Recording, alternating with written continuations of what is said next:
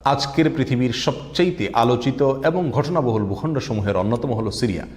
একজন মুসলমানের কাছে মক্কা এবং মদিনার পরে তৃতীয় সবচেয়ে গুরুত্বপূর্ণ এবং পবিত্রতম ভূখণ্ড হলো সিরিয়া। কারণ রাসূল করিম সাল্লাল্লাহু আলাইহি সাল্লামের বহু তাৎপর্যপূর্ণ ভবিষ্যৎবাণী রয়েছে সিরিয়াকে কেন্দ্র করে। আজকের সিরিয়ার প্রাচীন এবং ঐতিহাসিক নাম ছিল শাম। এই শামকে কেন্দ্র করে যতগুলো বর্ণনা হাদিসের কিতাবসমূহে পাওয়া যায়, সেই শামের সীমানা অবশ্য আজকের সিরিয়া থেকে বেশ খানিকটা বিস্তৃত এবং বড় ছিল। সিরিয়া, জর্ডান, ফিলিস্তিন এবং লেবানন এই দেশগুলো মিলে ছিল তখনকার শাম। অবশ্য তখনকার শামের সবচেয়ে প্রধান এবং বড় অংশ যেহেতু আজকের সিরিয়ায়, সেই জন্য সিরিয়াকেই সাধারণত শাম বলা হয়। শাম বা সিরিয়ার প্রধান এবং অন্যতম বৈশিষ্ট্য হলো যুগে যুগে আল্লাহ সুবহানাহু ওয়া তাআলার পক্ষ থেকে বিভিন্ন নবী রাসূল যে সারা পৃথিবীতে এসেছেন, তাদের সবচেয়ে বড় অংশ এবং সবচেয়ে বেশি সংখ্যক নবী রাসূল এসেছেন এই শাম বা সিরিয়া। শাম বা সিরিয়া এটাই কিয়ামতের ময়দান হবে। কিয়ামতের দিন লোকেরা এখানেই সমবেত হতে থাকবে।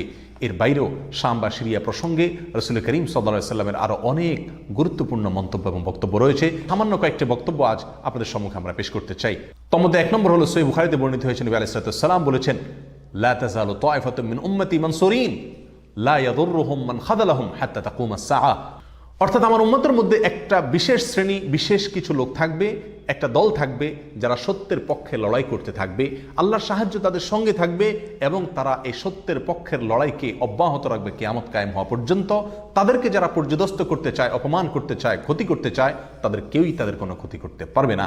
এই হাদিসে নবী আলাইহিস সালাম যে দলটির কথা বলেছেন, যারা সাহায্য প্রাপ্ত হবেন আল্লাহর পক্ষ থেকে এবং যারা অটল অবিচল থাকবেন সত্যের উপরে কিয়ামত পর্যন্ত, যাদেরকে কেউ অপদস্থ করতে পারবে না, সেই দলটি কারা এবং তাদের অবস্থান কোথায় হবে, এই প্রসঙ্গে সহিহ বুখারীতে নবী আলাইহিস সালামের একাধিক সাহাবায়ে কেরামের মন্তব্য রয়েছে, যারা বলেছেন যে এখানে যে দলটির কথা বলা হয়েছে তারা হলেন সিরিয়ায় অবস্থানকারী হবেন এবং এটা হবে কিয়ামতের ঠিক আগ মুহূর্তে। তাবরানীর এক বর্ণনা, নবী আলাইহিস সালাম নিজেও বলেছেন আল্লাহ সাহায্যপ্রাপ্ত সেই দলটি থাকবে সিরিয়ায় বা শামে।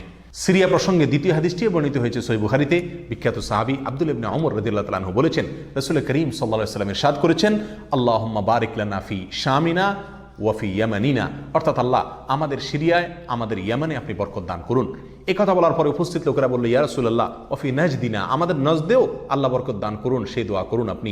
নবী আলাইহিস সালাম তাদের কথায় কর্ণপাত না করে আবারও বললেন, আল্লাহুম্মা বারিক লানা ফি শামিনা ওয়াফি ইয়ামানিনা। লোকেরা আবারও বললেন ওয়াফি নাজদিনা, আমাদের নজদেও।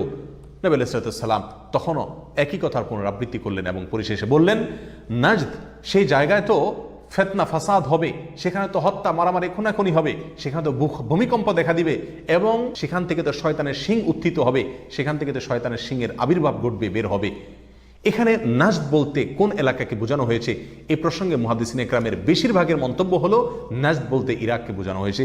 নাজদ বলা হয় উঁচু অঞ্চলকে, আরবের বিভিন্ন অঞ্চলকে নাজদ বলা হয়। হেজাজ এটাকেও নাজদ বলা হয়, যেটা সৌদি আরবের ভিতরে, আর ইরাককেও নাজদ বলা হয়। সহিহ বুখারীর বিশ্ববিখ্যাত ব্যাখ্যাতা আল্লামা কিরমানী রাহিমাহুল্লাহ এবং আল্লামা খাত্তাবী রাহিমাহুল্লাহ এবং আল্লামা ইবনে আব্দুল বার রাহিমাহুল্লাহ সহ অনেক বড় বড় মুহাদ্দিসিনে কেরাম এবং হাদিসবিদগণ মন্তব্য করেছেন যে হাদিসের শেষ অংশে নবী আলাইহিস সালাম যে নাজদ প্রসঙ্গে মন্তব্য করেছেন, সেখানে নাজদ বলতে ইরাককে বোঝানো হয়েছে। হাদিসের সবচেয়ে বড় সমাহার কানজুল উম্মালে আবু নাঈমে বর্ণিত নবী আলাইহিস সালামের এক হাদিসে পরিষ্কারভাবে নবী আলাইহিস সালাম নিজেই বলে দিয়েছেন এখানে নাজদ বলতে ইরাককে বোঝানো হয়েছে।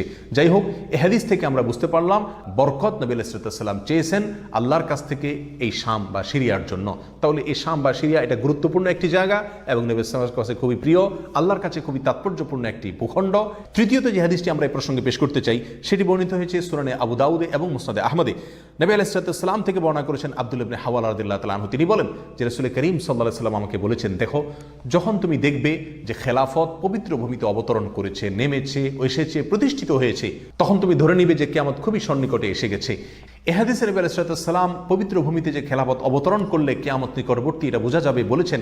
এখানে পবিত্র ভূমি বলতে তিনি কি বুঝিয়েছেন, এই ব্যাখ্যা প্রসঙ্গে প্রায় সকল মুহাদ্দিসিনে কেরামের অভিমত হলো নবী আলাইহিস সালাম এখানে সিরিয়াকে বুঝিয়েছেন। আগে এবং পরের আলোচনাকে পর্যালোচনা করলে সেটাই পরিষ্কার হয়ে যায়। সিরিয়া প্রসঙ্গে চতুর্থ যে হাদিসটি আমরা পেশ করতে চাই, সেটি সুনান তিরমিজিতে বর্ণিত হয়েছে। সেই হাদিস থেকে বোঝা যায় নবী আলাইহিস সালাম সিরিয়াকে গোটা মুসলিম বিশ্বের জন্য হৃৎপিণ্ড হিসেবে অভিহিত করেছেন, মন্তব্য করেছেন। তিনি বলেছেন, সিরিয়ার লোকেরা যখন খারাপ হয়ে যাবে, মন্দ এবং খারাপ দিক যখন সিরিয়ার লোকদেরকে গ্রাস করবে, ছেয়ে যাবে, তখন তোমরা ধরে নিবে পৃথিবীর কোনো জায়গায় আর কোনো ভূখণ্ডে মুসলমানদের মধ্যে আর কোনো কল্যাণ অবশিষ্ট নেই। অর্থাৎ হৃৎপিণ্ডের মতো সিরিয়ার মানুষের মধ্যে যখন পচন ধরবে তখন গোটা দেহে, গোটা মুসলিম বিশ্বের মধ্যেই পচন তার আগেই ধরে গেছে, এটা পরিষ্কারভাবে বোঝা যাবে। এ হাদিস থেকেও সিরিয়া অত্যন্ত গুরুত্বপূর্ণ ভূখণ্ড, সেটা পরিষ্কারভাবে আমরা বুঝতে পারি। সিরিয়া প্রসঙ্গে 5 নম্বর হাদিসটি বর্ণনা করেছেন আবু হুরায়রা রাদিয়াল্লাহু তাআলা আনহু, আর এটি বর্ণিত হয়েছে সুনান ইবনে মাজাহ।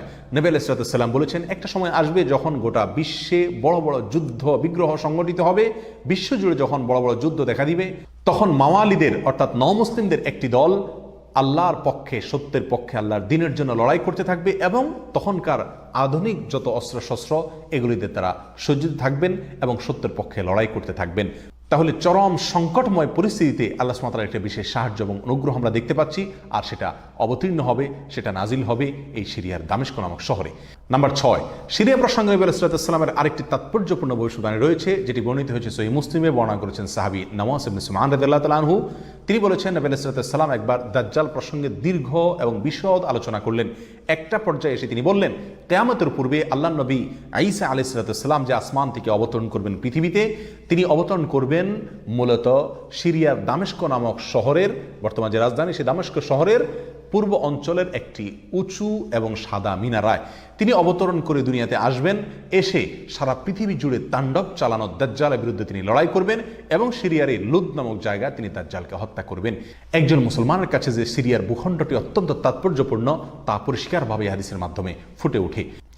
নাম্বার 7, তিরমিজি বর্ণিত এক হাদিসে আসছেন নবী আলাইহিস সালাম ইরশাদ করেছেন, কিয়ামতের পূর্বে ইয়েমেনের হাজরামাউত নামক শহরে সেখানে আগ্নোৎপাত দেখা দিবে, আগ্নেয়গিরি দেখা দিবে এবং সে আগুন মানুষকে ধাওয়া করতে থাকবে। সেই পরিস্থিতি আসলে কিয়ামতের ঠিক পূর্ব মুহূর্তে আমরা কি করব, এই প্রসঙ্গে সাহাবায়ে কেরাম নবী আলাইহিস সালামের কাছে দিক নির্দেশনা চাইলে তিনি বললেন, আলাইকুম বিশাম, তোমরা শাম বা সিরিয়ায় গিয়ে আশ্রয় নিবে। অন্য এক হাদিসে আসছেন নবী আলাইহিস সালাম বলেছেন, একটা সময় আসবে যখন 3টা জায়গায় একসঙ্গে যুদ্ধ চলবে, সিরিয়ায় এবং ইয়েমেনে এবং ইরাকে। একজন সাহাবী প্রশ্ন করলেন, ইয়া রাসূলুল্লাহ, আমাকে ওই সময় আপনি কোন পক্ষের হয়ে লড়াই করার জন্য নির্দেশ করবেন? নবী আলাইহিস সালাম বলেছেন, তুমি শামের হয়ে অর্থাৎ সিরিয়ার হয়ে তুমি লড়াই করবে, আর যদি সিরিয়া হয়ে লড়াই করার সামর্থ্য তোমার না থাকে তাহলে ইয়েমেনের পক্ষ তুমি অবলম্বন করবে। এই হাদিসে একেবারে পরিষ্কারভাবে সিরিয়ার গুরুত্ব এবং তাৎপর্য আমাদের কাছে ফুটিয়ে তুলছে। নাম্বার 8, মুসনাদে আহমদ সহ বহু হাদিসের কিতাবে বর্ণিত হয়েছে, কিয়ামতের পূর্বে যে আগ্নেয়গিরি দেখা যাবে, যে আগ্নোৎপাত দেখা দিবে, সে আগুন মানুষকে ধাওয়া করতে থাকবে এবং সারা পৃথিবীর মানুষকে ধাওয়া করতে করতে করতে একটা জায়গায় একত্রিত করবে, আর সেটি হলো সিরিয়া। নবী আলাইহিস সালামের ভাষায় আরদুল মাহশারি ওয়াল মানশার, অর্থাৎ সিরিয়াই হবে কিয়ামতের ময়দান। কিয়ামতের সময় সারা পৃথিবী থেকে মানুষ সমবেত হয়ে এই সিরিয়াতেই একত্রিত হতে থাকবে। নাম্বার 9, নবী আলাইহিস সালাম আরেক হাদিসে বলেছেন, মালায়েকাতুল্লাহি বাসিতু আজনিহাতাহুম আলা শাম, আল্লাহর ফেরেশতাগণ সিরিয়ার উপরে তাদের ডানাকে ছেয়ে আছেন অথবা ছেয়ে থাকবেন।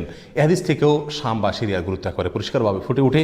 নাম্বার 10, এক হাদিসে আসছেন নবী আলাইহিস সালাম তার এক স্বপ্নের বিবরণ দিতে গিয়ে বলছেন যে, আমি একবার শুয়েছিলাম, দেখলাম আমার মাথার নিচ থেকে আল্লাহর কিতাবকে ছিনিয়ে নিয়ে যাওয়া হলো এবং সেটাকে যখন নিয়ে যাওয়া হচ্ছে আমি তাকিয়ে থাকলাম কোথায় নিয়ে যাওয়া হচ্ছে।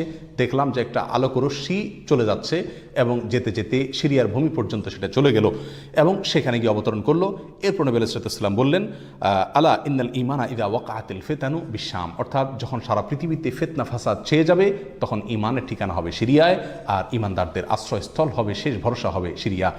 সম্মানিত ভাই বন্ধুগণ, এই হাদিসগুলো থেকে পরিষ্কারভাবে ফুটে উঠলো যে মক্কা মদিনার চাইতেও ঘটনাবহুল হবে কিয়ামতের পূর্ব মুহূর্তে শাম বা সিরিয়া নামক ভূখণ্ড।